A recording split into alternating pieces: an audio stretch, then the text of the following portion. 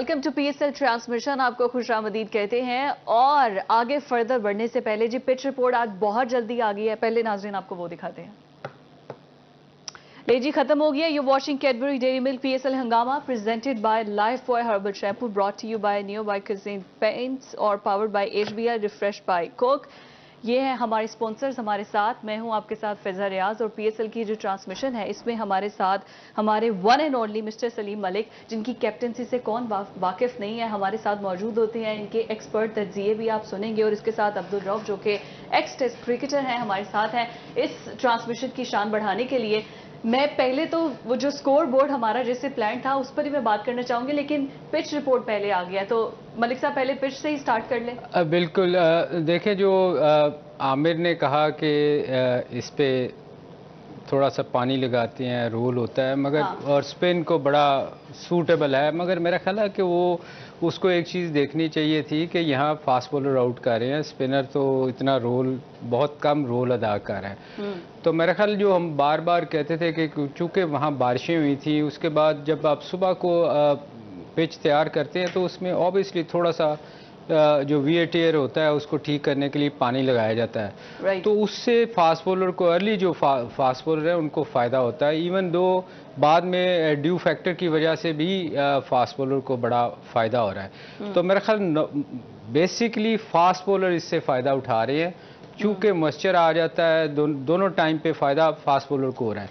और उसमें हम हमेशा पिछले सेगमेंट में हम दोनों यही कह रहे थे कि पहले 6 ओवर बड़े वाइटल हैं। जो बंदा पहले 6 ओवर सर्वाइव करेगा वो लंबा स्कोर करने में काम, लंबा स्कोर से मुराद मेरी जो पिछले साल हम देखते थे 200 वो तो नहीं हो रहे, एटलीस्ट वो 170 180 तक जा सकता है। अच्छा, अगर विकेट रीजन मैं आपसे जानना चाहूंगी, आगे चल के मैं चाहूंगी कि आप इसको भी हाईलाइट करें आखिर क्या वजह थी। लेकिन पेशावर और कोयटा जैसे मलिक साहब ने कहा कि फास्ट बॉलर की ये पिच होगी, फास्ट बॉलर को फायदा होगा। So what do you think आज के जो मैच में किस टीम को ज्यादा फायदा होने जा रहा है? देखिए, अगर आप स्टैट्स इनके देखें तो जो कोयटा की टीम है लास्ट मैच अपना कराची से हार गई थी और बड़े लो स्कोर पे 118 रन पे आउट हो गई थी। और हम एक्सपेक्ट यही कर रहे थे क्योंकि जो हमारे पिच एक्सपर्ट हैं, जिस तरह अभी आमिर सैयद भी पिच रिपोर्ट दिखाई है और इससे पहले वकार यूनुस बात कर रहे थे, तो उस मैच में भी इन्होंने कहा था कि बड़ा हाई स्कोरिंग मैच होगा, 220 प्लस रन होंगे, मगर 180 रन पर कोयटा आउट हो गई। और उसके बाद जो पेशावर की टीम है अपना लास्ट मैच मुल्तान सुल्तान जैसी जो टॉप टीम है उसके खिलाफ जीती हुई है। तो उस मैच में जो हमारे एक्सपर्ट थे उन्होंने कहा था कि लो स्कोरिंग मैच होगा और 150 रन, उसमें 200 ज्यादा हो गए और almost going to be chase और रन भी चेज होने लगे थे। 4 रन से पेशावर की टीम जीती है। मतलब आप कहना चाह रहे हैं कि जो वो कह के गए हैं उसका उल्टा होने जा रहा है। जो नहीं, असल में इसमें एक चीज़ है, ये तो रऊफ है ना कि जैसे जैसे मैचेस होते हैं ना तो विकेट थोड़ा सा उसका बिहेवियर चेंज होना शुरू हो जाता है। एब्सोल्युटली। और स्पाइक्स लगने से, ऊपर भागने से तो शायद में भी थोड़ा बहुत स्पिन नज़र आए। वैसे जो फ्लाइट बॉल करने की कोशिश कर रहा है उसको तो स्पिन मिल रहा है, क्योंकि हमारे यहाँ हो ये रहा है कि T20 की वजह से लोग डरते हैं, आके तेज़ तेज़ बॉल करने की कोशिश करते हैं, कोई भी वेरिएशन लाने की कोशिश नहीं करता। उसमें हो क्या रहा है कि उनको स्पिन मिल नहीं रहा। तो मेरे ख्याल में पिछले मैच में थोड़ा सा हमें फ्लाइट बॉल किए कुछ लोगों ने तो उनको फ़ायदा हुआ है। तो मेरे ख्याल में थोड़ा सा स्पिनर्स को इस चीज़ पे काम करना होगा कि इसमें तेज़ से मारना नहीं है, आपको वेरिएशन से बॉल करनी होगी। तो मेरा ख्याल फ़ायदा उसी को होगा, क्योंकि विकेट मेरा छठा मैच है इस पे, छठा या 7वां मैच, तो विकेट में ज़रूर थोड़ा सा ब्रेक आएगा। राइट, बिल्कुल ठीक हो गया। Rauf, do you agree with him कि जो ये बात कर रहे हैं? और दूसरा ये कि जो पॉइंट्स टेबल है Quetta and Peshawar, almost points तो दोनों के सेम हैं, लेकिन मैचेस जो हैं वो आई थिंक पेशावर ज़ल्मी ने ज़्यादा खेले हुए हैं। जी बिल्कुल, पेशावर के मेरा ख्याल है कि 8 मैचेस हैं और 9 पॉइंट्स हैं और 2 मैचेस बाकी हैं। कोयटा ने 7 मैचेस में 9 पॉइंट्स हैं और उनके अभी 3 मैचेस बाकी हैं और उनको अभी चेज कर रही है कराची के लिए भी ये टूर्नामेंट अभी तक अलाइव है, क्योंकि कराची के 8 मैचेस में 6 पॉइंट है। मर्द तो बेचारे लाहौर वाले गए हैं, लाहौर तो ऑलमोस्ट इस टूर्नामेंट से दुख तो हमें लाहौर वालों को है। मलिक साहब आप हंस रहे हैं, ऐसे तो लाहौर ऑलमोस्ट आउट लाहौर पे हम पिछले मेरे ख्याल 1 माह से हंस रहे हैं जी, क्योंकि हमारी एक्सपेक्टेशन उनसे बहुत ज़्यादा है। देखिए राना जवाद साहब से मैंने सवाल किया, मैं कहा क्या वजह बनी आप क्यों, कहते हैं हमें फॉर्म 45 तो ठीक था, 47 पे आके हमारा खराब हो जाता है। नहीं, इनका बेसिकली फॉर्म 45 ही खराब था, क्योंकि ये पीछे जो पहला ही लेके आए थे ना शुरू से ही, जो उन्होंने सिलेक्शन की थी वही कम्प्लीटली रॉन्ग थी। उसमें बहुत ज्यादा फॉल्ट थे, और फिर उसके बाद जो इन्होंने चेंजिंग भी आगे नहीं की। फॉर्म 47 तो बाद में आता ना कि लेटर पार्ट में, इन्होंने पहले पार्ट में ही अपना जो, यानी कि मैं आपको एग्जांपल देता हूँ, अब्दुल्ला शफीक थे पाकिस्तान के सीजनल ओपनर है, जो वर्ल्ड कप में 2 सेंचुरियां करके आए हुए हैं, और लास्ट लाहौर कलंदर जिसमें चैंपियन हुई है उसके फाइनल में वो मैन ऑफ द मैच थे। उनको इन्होंने 2 मैचेस के बाद बाहर बिठा दिया और उसको कोई मैच नहीं खिलाया। इसी तरह फिर जो इनके आउट ऑफ फॉर्म बॉलर्स थे उनको ये पूरा टूर्नामेंट में कैरी करते रहे, और ये एक्सपेक्ट करते रहे कि शायद इस मैच में रिजल्ट दे दें, इस मैच में रिजल्ट दे दें, और उसी रिजल्ट प्रोडक्शन के चक्कर में 7 के 7 मैचेस ही हार गए। तो इसका मतलब है कि फॉर्म 45 फॉर्म 47 45 ही खराब है। असल में इनकी सिलेक्शन बड़ी गंदी हुई है। देखिए असल में शाहीन पर करते हैं रिलाय के, जो शाहीन कह रहा है वही सब ठीक है।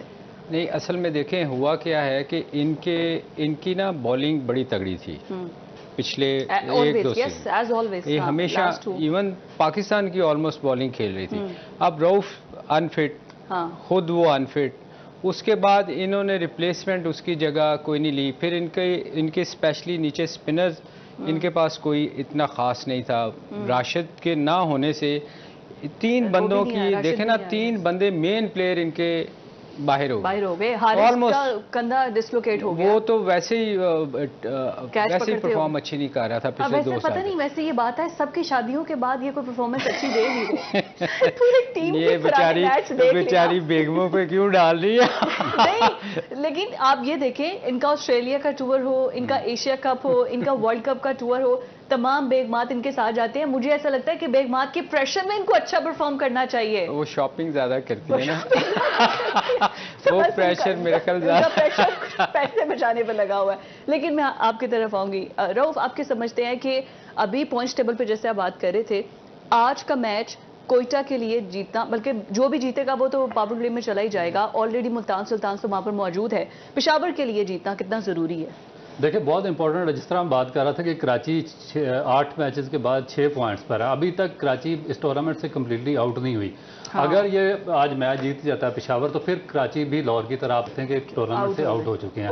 अदरवाइज अगर आज पेशावर मैच हार जाता है तो उसके बाद कराची के पास स्टिल 2 मैचेस बाकी हैं। अगर 2 के दोनों मैचेस जीत जाते हैं तो उनके 10 पॉइंट हो जाएंगे। वो स्टिल अभी तक अलाइव रहेंगे। तो इसलिए ये पेशावर के लिए बहुत ज़्यादा क्रूशल मैच होगा, और उनको बड़ी कैलकुलेटेड टीम अपनी सिलेक्शन करनी पड़ेगी। क्योंकि लास्ट मैच में अगर उन्होंने 204 रन किए थे मुल्तान के खिलाफ, तो 200 रन उन्होंने करवा भी दिए थे।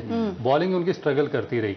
तो इस मैच में देखें कि क्या वो बॉलिंग लाइन में चेंजिंग करते हैं, या फिर उनके 1-2 प्लेयर्स हैं, जिस तरह हारिस स्कोर नहीं कर रहा था तो उसको आउट करते हैं। यानी फिर आसिफ अली नहीं, हारिस पिछले मैच में मेरे ख्याल ड्रॉप कर दिया था उसको। आसिफ अली का प्रॉब्लम है, वो स्कोर नहीं कर रहा काफी अरसे से। उसको देखें उसकी जगह पे किसको लाते हैं।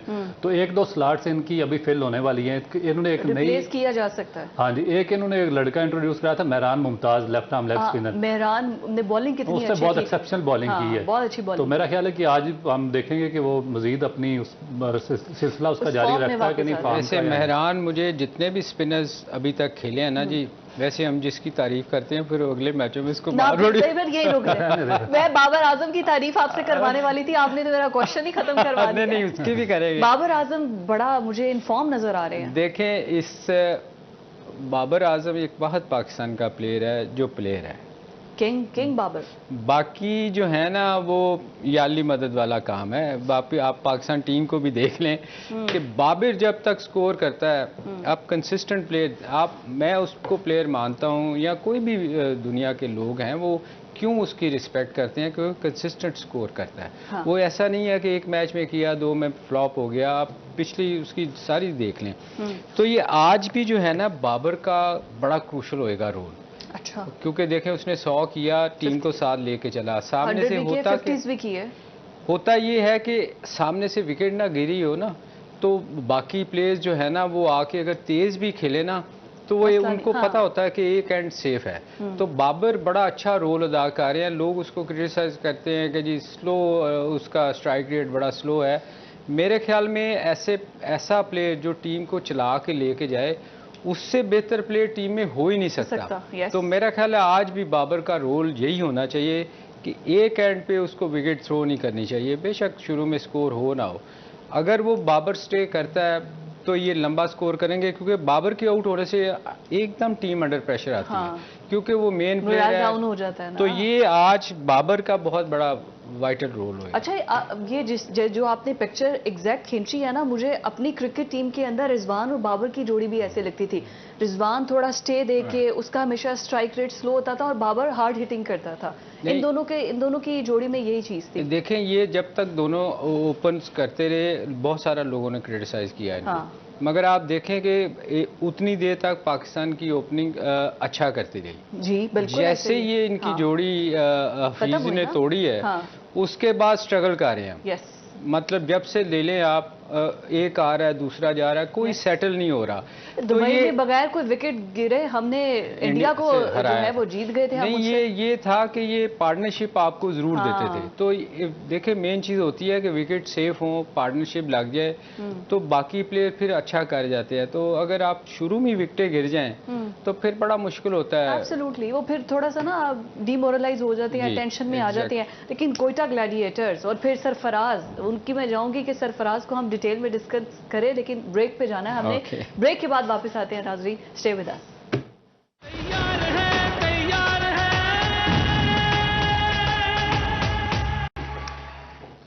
पीएसएल हंगामा में आपको खुशामदीद कहते हैं एक बार फिर से। और ब्रेक पर जाने से पहले जो मैं क्वेश्चन ड्रॉप करके गई थी वो था सरफराज के हवाले से। सरफराज धोखा नहीं देगा, लेकिन उसने इतना धोखा दिया है ना हमें, एज अ कैप्टन भी, एज अ प्लेयर भी। आप भी कुछ करेंगे या उसके रिप्लेसमेंट में आप, व्हाट डू यू थिंक, क्यों नहीं कोई रिप्लेसमेंट अभी तक ला रहे उसकी? देखिए, मेरा ख्याल है कि इनको सोचना भी चाहिए और इससे पहले प्लान करना चाहिए था जब इन्होंने टीम सेलेक्ट की, क्योंकि काफ़ी अरसे से वो खेल रहे हैं। और मैं बार बार ये बात करता हूँ कि बाज़ प्लेयर जो हैं, जो T20 या शॉर्ट फॉर्मेट के प्लेयर्स नहीं हैं, जिस तरह कराची के आपने देखे हैं शान मसूद हैं, उनको ज़बरदस्ती इस फॉर्मेट में खिलाया जा रहा है और उसके बावजूद कराची की पोजीशन भी नीचे जा रही है और वो भी अभी तक टीम का पार्ट है। उसके बाद शुएब मलिक से परफॉर्म नहीं हो रहा, वो भी खेलते जा रहे हैं। इधर सरफराज को भी खिला रहे हैं बार बार, हालांकि Bismillah Khan very promising youngster है, कोयटा से है वो, और उसने बड़ा अच्छा परफॉर्म किया हुआ कोयटा ग्लैडिएटर से। वो कंसिस्टेंटली बाहर बैठा हुआ, उसको चांसेस वगैरह नहीं दिए जा रहे। तो ये मेरा ख्याल है लॉबिंग की वजह से तो नहीं है, क्योंकि सरफराज कैप्टन भी रहे हैं, फिर ये लॉबिंग उनकी इतनी स्ट्रॉन्ग है कि वो उसको रिप्लेस नहीं कर पा रहे।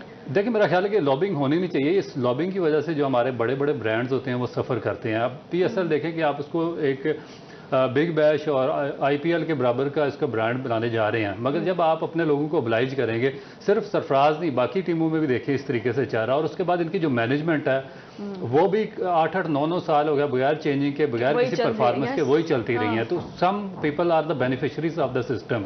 जब तक आप उनको साइड लाइन नहीं करेंगे तो आपका सिस्टम ऊपर नहीं जा सकेगा। तो मेरा ख्याल है कि अगर आपने इसको बड़ा ब्रांड बनाना है, PSL को ऊपर लेकर जाना है, तो ये आपको एक रेवोल्यूशनरी स्टेप उठाने पड़ेंगे। पाकिस्तान क्रिकेट बोर्ड को बैठकर इन फ्रेंचाइज ऑनर से बात करनी पड़ेगी कि भाई हमने इसको इस जगह पे नहीं रखना, यहाँ से इसको नीचे नहीं लेके जाना, हमने इसको ऊपर IPL के बराबर पे लेके जाना। अगर आपने उसके बराबर पे लेके जाना तो फिर आपको उस तरह के डिसीजंस मैनेजमेंट में भी लेने पड़ेंगे, टीम्स में भी लेने पड़ेंगे। और फिर जो पाकिस्तान क्रिकेट बोर्ड की जो सिलेक्शन कमेटी है, जो टीम सेलेक्ट करके फ्रेंचाइज को देती है, वो उन पे भी इनको थोड़ा सा चेक रखना पड़ेगा। Excellent point. लेकिन अभी जो मेरे पास पॉइंट्स टेबल के ऊपर आ रहे हैं मलिक साहब, मैं अगर शेयर करूं अपने व्यूअर से भी, वो है जी पेशावर ज़ल्मी ऑन एवरेज अभी तक जो इनिंग्स है उन्होंने 7 खेली और उनकी 59.29 है। और मुल्तान सुल्तान जो कि क्वालिफाई कर चुकी है, उसके 8 इनिंग्स में जो एवरेज ऑन एवरेज है 13.50 है, एंड सो ऑन बीच में बिटवीन बाकी तमाम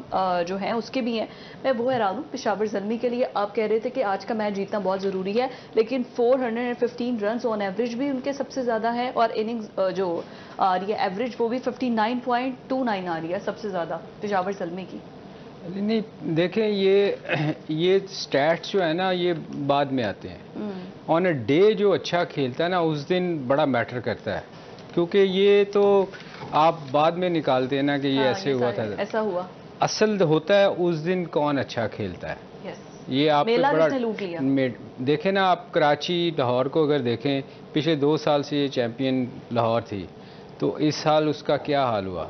ऑन अ डे वो उनकी सिलेक्शन पे बड़ा डिपेंड करता है, जो हम बार बार इस चीज़ पे बात करते हैं कि आपकी सिलेक्शन अगर अच्छी नहीं होएगी, लाहौर की अच्छी नहीं थी तो बाहर हो गई, कराची पिछले 7 साल से अच्छी नहीं कर रही, बाहर हो बाहर गई। ही हो रही है। मैं अभी आपने एक सवाल किया था रऊफ को, सरफराज का। देखिए लॉबियाँ काम करती हैं, बहुत ज़्यादा काम कर रही हैं इस मलिक साहब, टॉस की तरफ हमने जाना है बराह रास्त।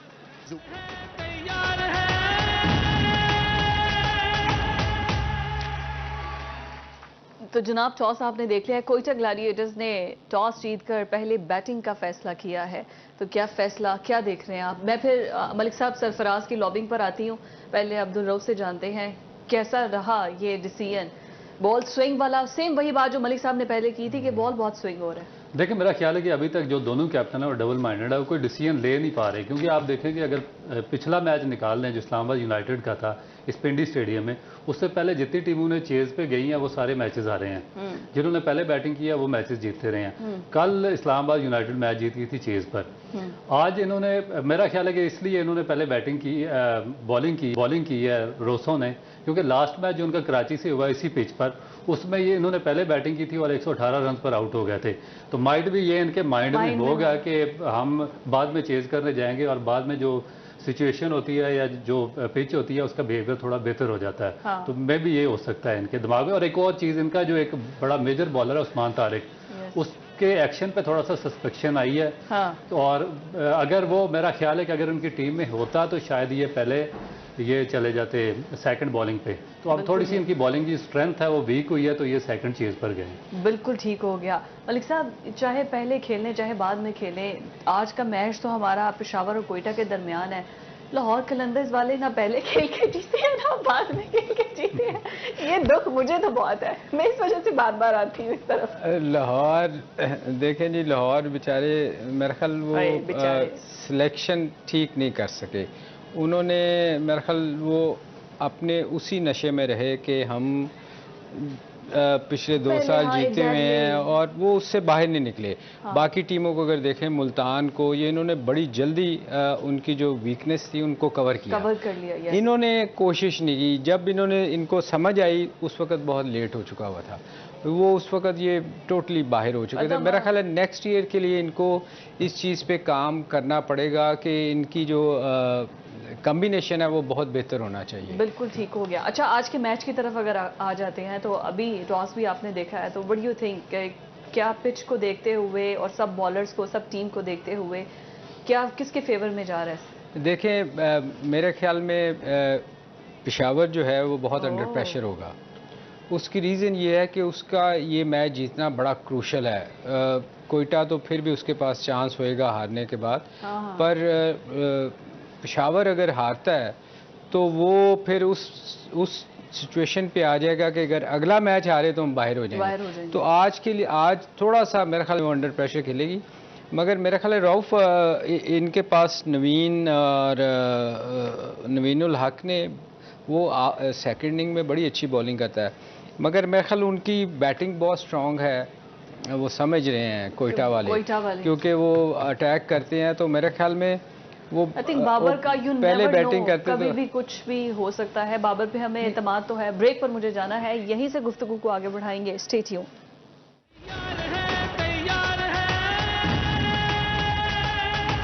Welcome back, you watching Cadbury Dairy milk PSL हंगामा presented bye Lifebuoy Herbal Shampoo, brought to you by Neo by Kaizen Paint, powered by HPL, refreshed by Coke। Sponsors का नाम लेना बहुत ज़्यादा ज़रूरी होता है। टॉस हो चुका है, कोयटा ग्लैडिएटर्स एंड पेशावर ज़ल्मी के दरमियान मैच है। एक्सपर्ट हमारे साथ मौजूद हैं और जैसे कि पहले आप बता रहे थे, उस्मान तारिक आई कि उनके बॉलिंग एक्शन पे थोड़ा आया था, अब उसको चेंज कर दिया।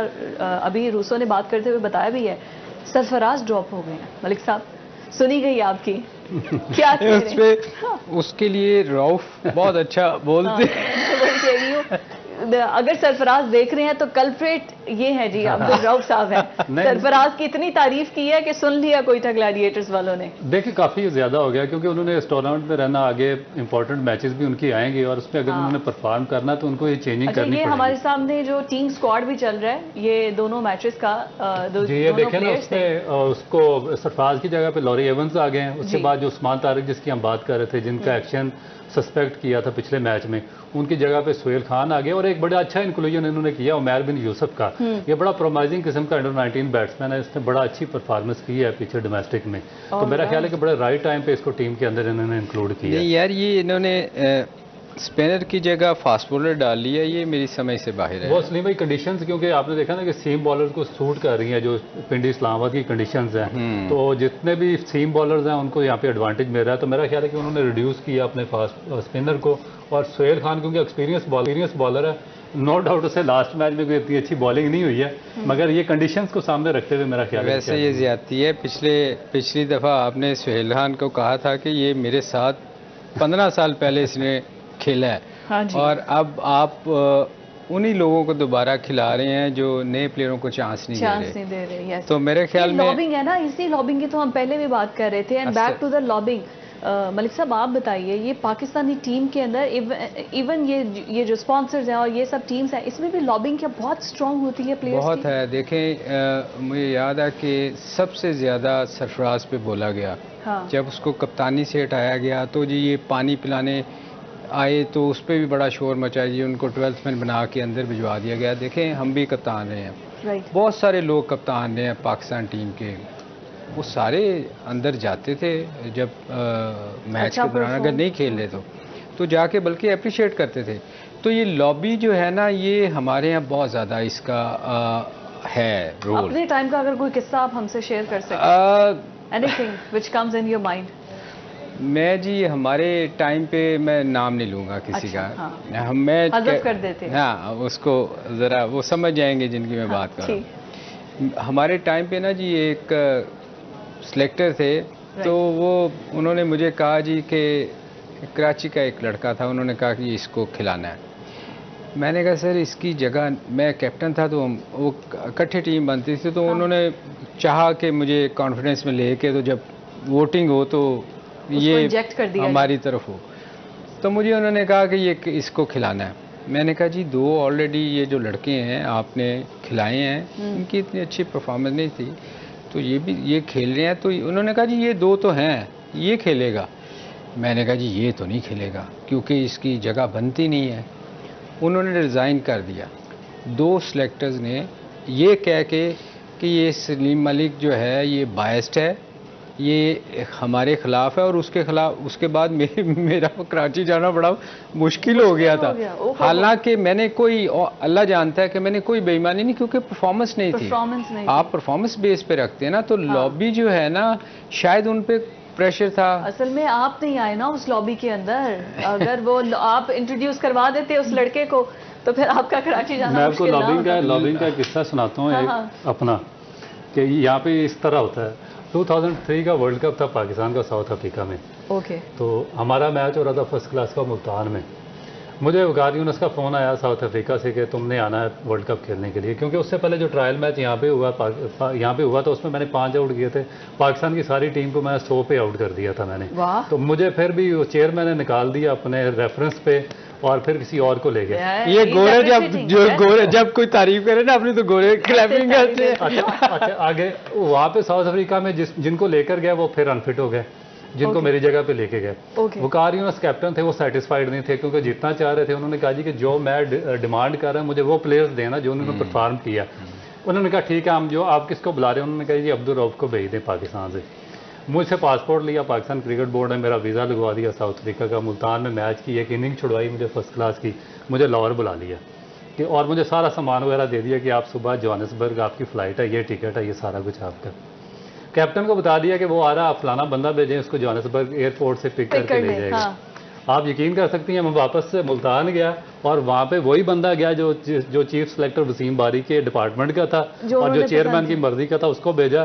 फिर वकार ने वापस आके प्रेस कॉन्फ्रेंस की कि जिसको मैंने मांगा था उसको नहीं भेजा और फिर हम वर्ल्ड कप आ रहे पहले राउंड से बाहर और हो गए। ये लेवल है ओह माय गॉड लॉबिंग का पाकिस्तान। ओह माय, और स्टिल अभी तक ये 2003 की बात बता रहे हैं। ये 2003 की है कोई। आप ये देखें ना कि इस लीग में आपको कुछ प्लेयर ऐसे नजर आएंगे जो पिछले कई सालों से कुछ नहीं कर रहे, हाँ मगर वो किसी ना किसी टीम का हिस्सा है। यस उसकी रीज़न क्या है? हम हमेशा रऊफ और मैं अक्सर बैठ के कहते हैं ये एक सर्कल है जिसमें किसी दूसरे प्लेयर को ये आने नहीं देते। हाँ क्योंकि वो आएगा तो नजर आएगा ना। ये नाफे नजर आ गया, और कुछ प्लेयर शहजाद की हम अक्सर बात करते थे, उसको कई साल फर्स्ट क्लास में उसने बड़े बड़े स्कोर किए, उसको अंदर ही नहीं आने देते थे। अरे इफ्तिखार देखिए, इफ्तिखार भी तो शिकार है इसका, कितना अच्छा प्लेयर है और फिर कब जाके उसको मौका मिला है कितने इवन टाइम के बाद। शफीक को देखें, वो आया था वो खराब करने के लिए, उसको बाहर निकालना शुरू कर दिया। बिल्कुल अब आहिस्ता आहिस्ता देखिएगा उस बेचारे को ये बिल्कुल ही फारिग कर देंगे। बिल्कुल। तो ये हमारे यहाँ लॉबी सिस्टम जो है ना जी, ये खत्म होना दिस इज नॉट गुड। अब आई होप सो के नए चेयरमैन पीसीबी आए हैं तो बेहतरी आए, चेंजेस आए, फिटनेस आए, जैसे आपने बताया कि अब सब प्लेयर्स का फिटनेस लेवल चेक किया जाएगा, उसके बाद उन्हें अलाउ किया जाएगा। Thank you so much. आप हमारे जो गेस्ट हैं वो हमें दोबारा भी अगली ट्रांसमिशन में भी ज्वाइन करेंगे, लेकिन फिलहाल के लिए हमें इजाजत दीजिए। अल्लाह हाफ़िज़।